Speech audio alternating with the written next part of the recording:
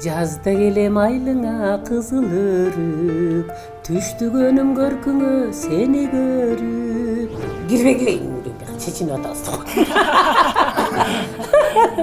Жамгыр жаап атса чоңунум, "Чыйпкас үйгө" деп монтип үйгө чакырса, монтип асманды карап, кичинекейимде эле жамгыр жакшы көрсөм да.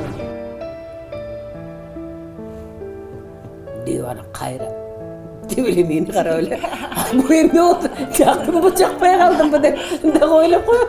Аны эле баарыбызды жыйнап алып кетип, анан бир Ленинский комната деген бар, ошоко катып койду. Анан кичинекей мындай кагазга жазып туруп, 40 000 ушуну берсең чыгасың дебедиби? Асыл чын көңүлүң бар болсо бет артыс айтып багарнак дегенде ырлар жигиттерден.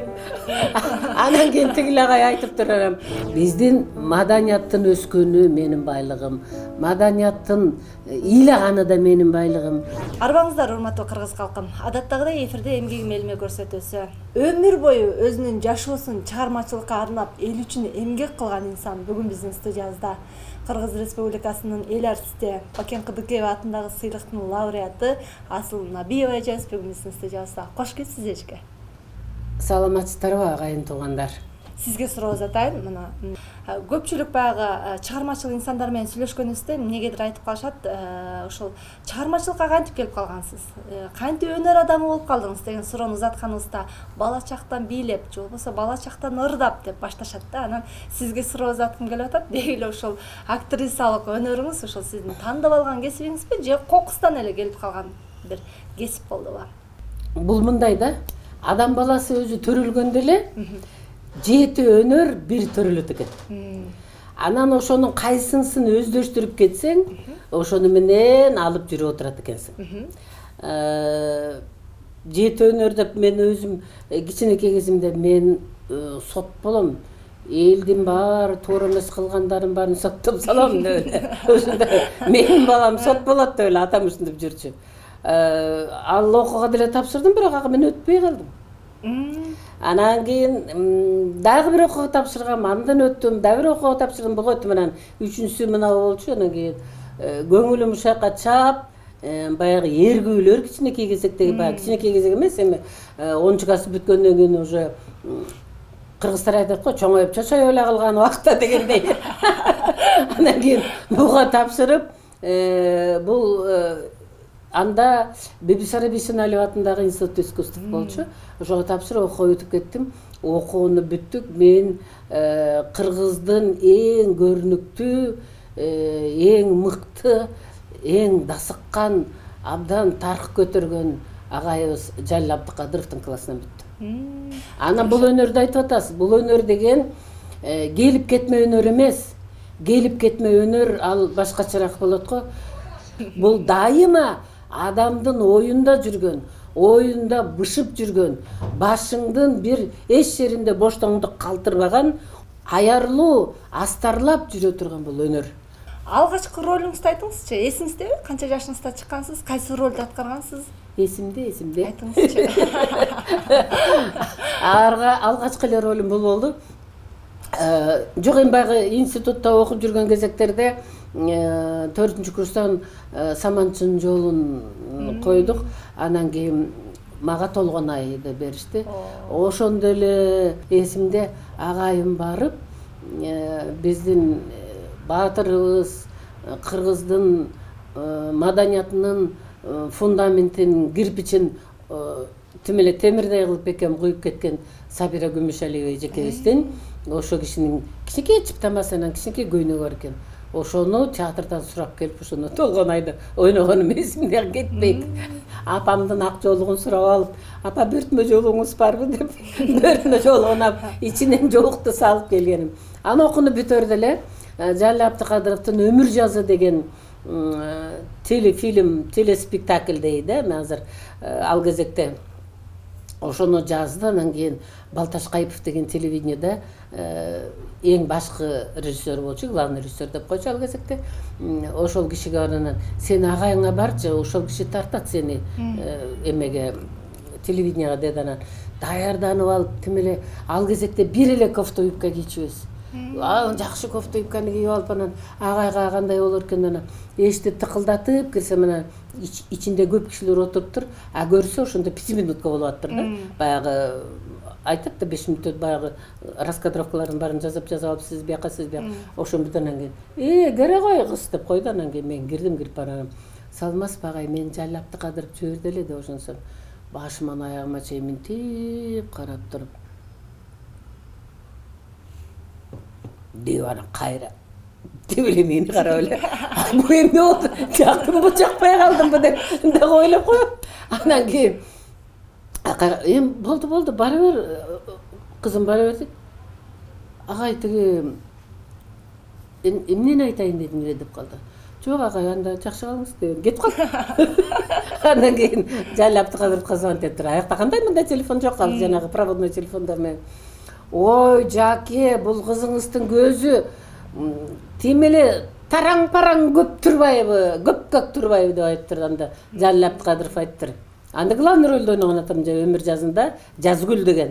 Ошо 78-жылы тартылган, 78-жылкы кыздардын баарын көбүнүн атын сурасаң Жазгүлдөр. Ал кезекте кат жазышчубуз да бирге кат жазып, сүйгөндөрүбүзгө да кат жазып, 23 февралда бет ачыны сайып, бет ачынын учуна тиги шуруларды жабыштырып, тиги шурун жабыштырган асыл чын көңүлүң бар болсо бет ачы сайчы багарнак деген да ырлар жигиттерден. Анан кийин тигил агай айтыптыр, ушундай көзү тим эле көк турбайды ошончо. Ай, Балташ, бу дүйнөнүн баарынын жармысы көзү көктө. Коркпой эле тарта берчи, бул жөндөмдүү неме деп коет дейт. Анан кийин ошол биринчи ролүм болчу. Ал эми ал кезекте 78-жыл болчу. Окууну бүтүп аткан, окууну бүтүп келген, аябай жакшы 76-жылы, 78-жылдары тартылды да. Сиз көбүнчө театр жылдызы болдуңузбу же тасманын жылдызы болдуңузбу? Кайсыл жакка көбүрөөк багыт алдыңыз? Окууну бүткөндө илгери мындай болчу да, 2 жыл могу жерге барып иштейсиң. 2 жылдан анан дипломуңду аласың деген. Анан ошондо Госрадиого жиберишти мени. Анан алаякка барып кичине иштеп келгенден кийин эле мен жанагы Турсун Нуралиев деген Кыргыз Республикасынын эл артисти абдан радионун тилин, радионун кылдай чачынан өйдөгөстөй түшүнгөн адамдардын бири. Аябай дасыкан ушундай сонун агайыбыз бар эле, көз өтүп кетти. Ошол агайыбыздын колуна түштүм мен.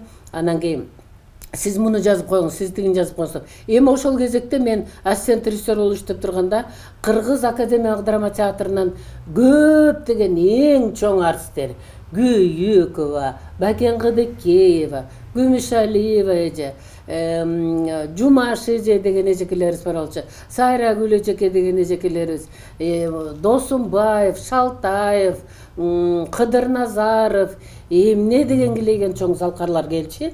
Анан ошо Акбозатты бир жолу Таттыбек Турсунбаев эжекебиз. Ошол Акбозатты жаздык.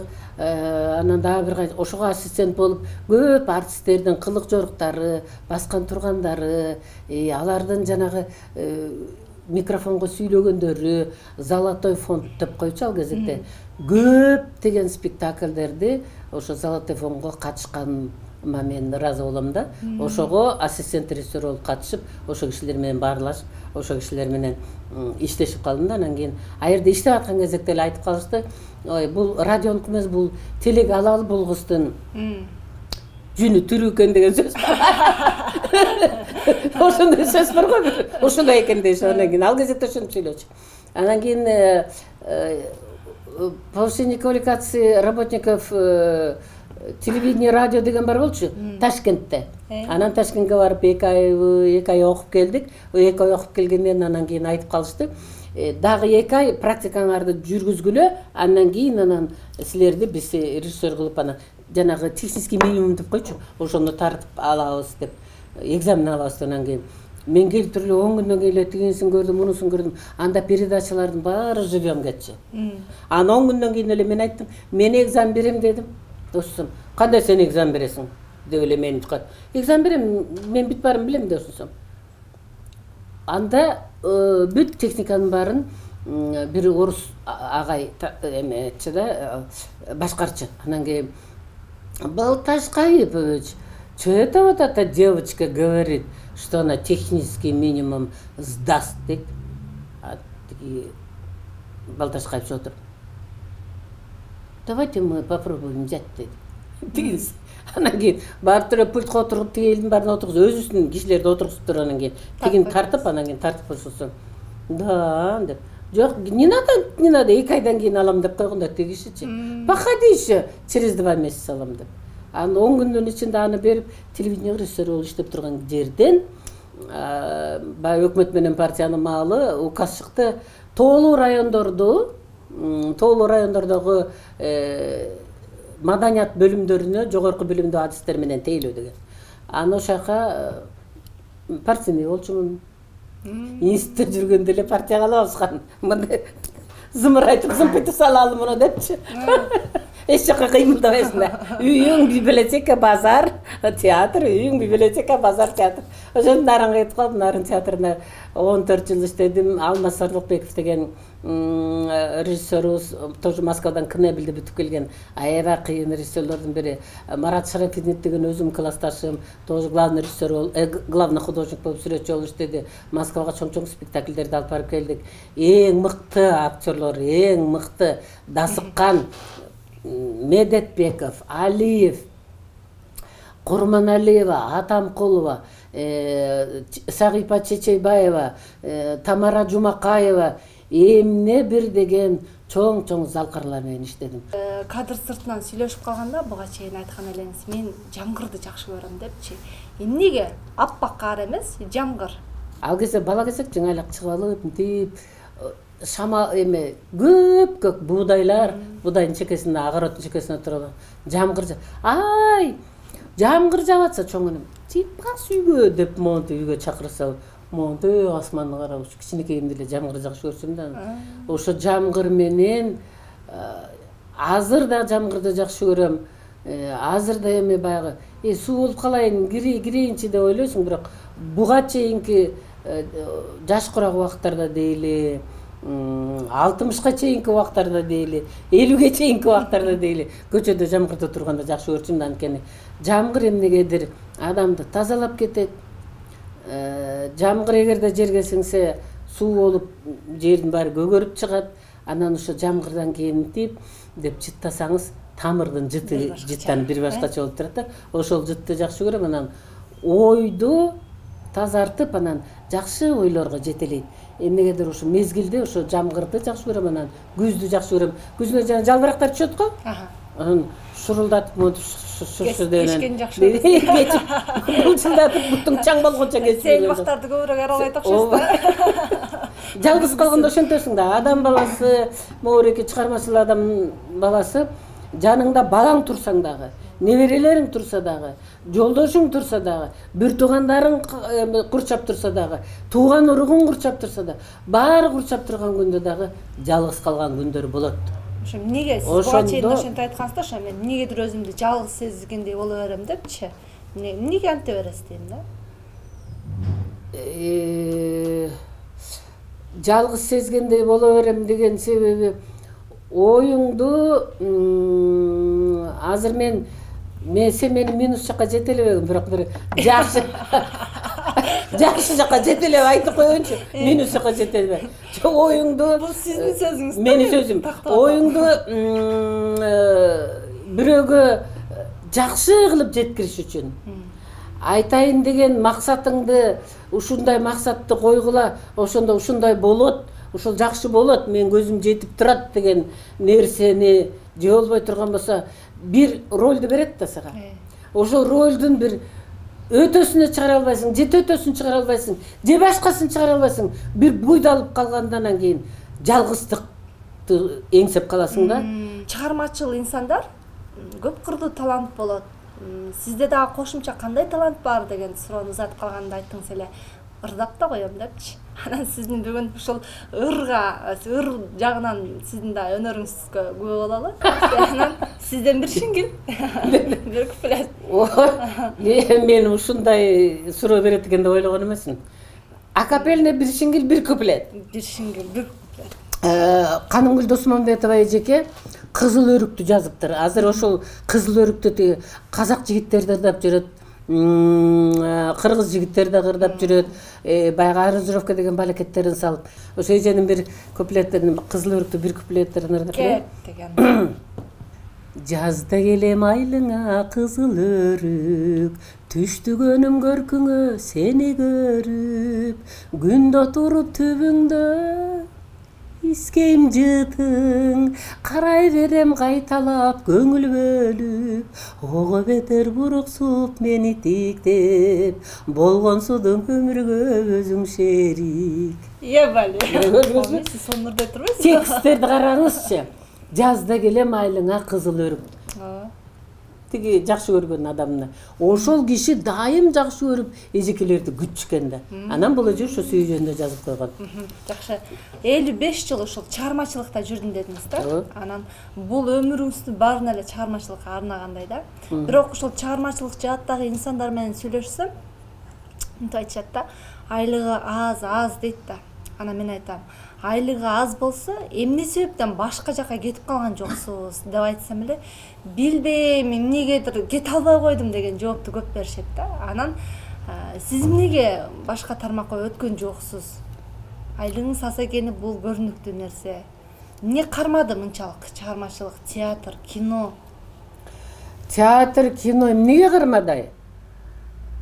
Бул Алла Таалымдан же табияттан жиберилген, бул мага берилген насип. Мага берилген, мага ырыологон бул кут.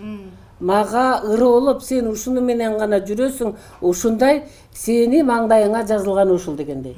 Ой, элдей болуп туруп анан кийин чуркаган боюнча мен деле барып соода кылып келейин анан кийин. Эки келинди ичти ал, эки келин азгырбады мени. Ай жүрүңсү же тияка барып келебиз анан кийин. 2 Чернбургка соода кылганы барып келдик. Анан сооданын деле байкуш ушу соодада иштеп жүргөндөргө деле мен абдан мындай ичимен ушунун соодасы өтүп кеткен. Азыр бирдемени сатып алсам дагы рахмат сизге, соодаңыз жакшы өтсүн деп айтып кетсем, рахмат эже дагы келип туруңуз деген моюнча калышат. Потому что сооданын кандай кыйынчылык экенин мен билем. Анан ушул эмеге бардык, 2 Чернбургка барып, жана балдардын кичинекей костюмдарын сатып жүрөбүз. Анан бир маалда эле бирөө келип алып, минтип эле кактып эле бир эмесин маңдайыма коюп атат, бир удостоверениясын. Анан эле баарыбызды жыйнап алып кетип, анан бир Ленинский комната деген бар, ошоко катып койду. Анан кичинекей мындай кагазга жазып туруп, 40 000 ушуну берсең чыгасың дебедиби?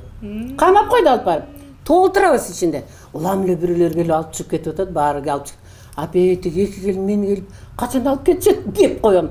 Ошондо ички дүйнөм жанагы менин аярлуу, жанагы мен кастарлап жүргөн, көрүнбөгөн менин баккан жанагы чыгармачылык үчүн баккан менин наркым тим эле тебеленди да калгандай болду да.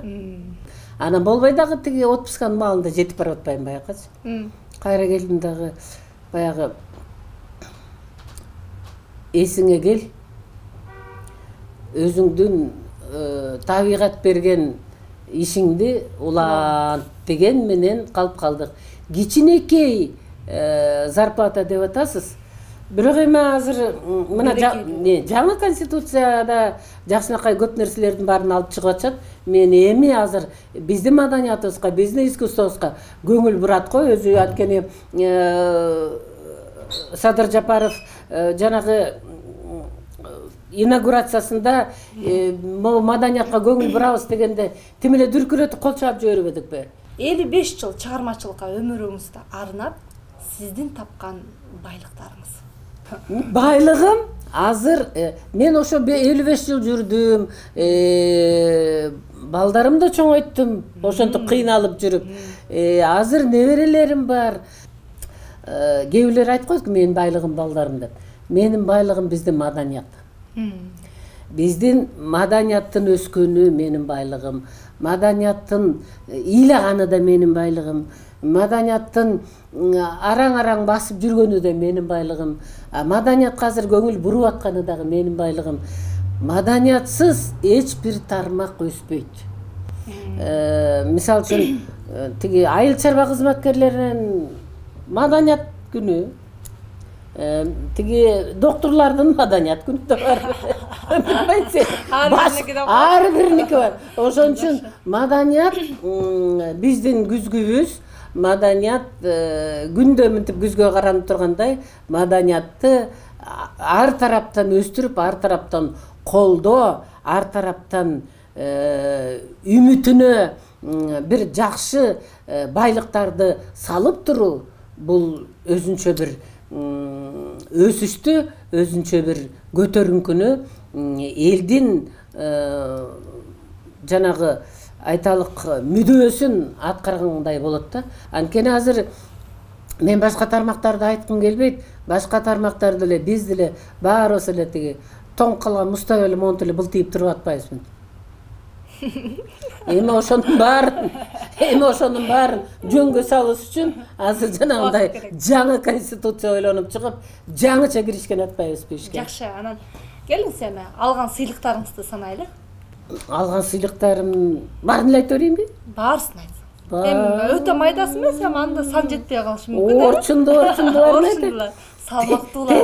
Кичинекей кезимде. Мектептен алганын бери айтып койсуң. Айтайын, мектепте. Ошондон бирди айтайын, анан ортосунан анан монду айтайын.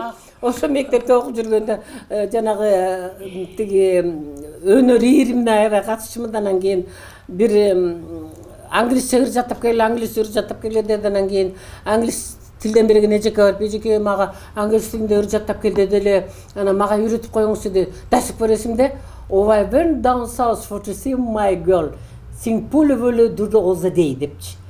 Ушуну айта албайм. Амнекен майнсы. Алманысы жаштардан жана пионерлер жөнүндөгү. Анан кийин ушуну айтып бериңизчи, ушуну жат албай куштум эле. Мен аркасынан жүрөм, ал убакытсы улам бир сабакка кирип кетет, улам бир класска кирип кетет. Анан кийин монтип эшинасына отурам, үйгө барганда апам менен тилгем, элдин баары алда качан келген? Сен эмне жүрөсүң сандалып? Каякта жүрдүң ойноп, сенин тиги баскетболуң бүтпөс болду деп апам тилдеп. Апа баскетбол эмес, мына экенди жатта деп, мен жатта албай атпайм деп анан кийин деп анан апам өзү деле мага деп билет да. Анан кийин аны жаттап барганда ошол ырды ырдаганда мага бир Лениндин сүрөтү бар, чоң бир диплом беришкен да.